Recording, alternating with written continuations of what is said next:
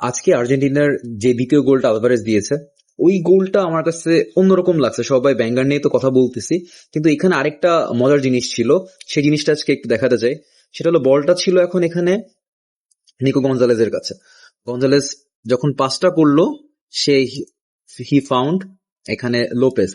আমি যখন খেলাটা দেখতেছিলাম, আমি ভাবতেছিলাম যে লোপেজ এখান থেকে ডিরেক্টলি হলো লিয়ান আলভারেজকে পাস করবে, বাট আলটিমেটলি যেটা হলো যে লোপেজ ড্র্যাগ করে লেফট ফ্ল্যাঙ্কে নিয়ে গেল, এবং এতে করে যেটা হয়েছে, তিনটা ডিফেন্ডার কিন্তু লোপেজের দিকে অ্যাট্রাক্টেড। হুলিয়ান আলভারেজ ফুল এখানে পকেট অফ স্পেসটা ফাঁকা পাইছে, এবং লেফট ফ্ল্যাঙ্কে যখন লোপেজ বলটা নিয়ে গেল এবং সে যখন দেখলো যে হুলিয়ান আলভারেজের জন্য যথেষ্ট পরিমাণে স্পেস ফাঁকা আছে, then he pass the ball to him. Right, see see the ample of space, directly এখান থেকে কিন্তু বার পোস্টটা দেখা যাচ্ছে, এবং এই জিনিসটাই সে করছে। গোল, ব্যাঙ্গার।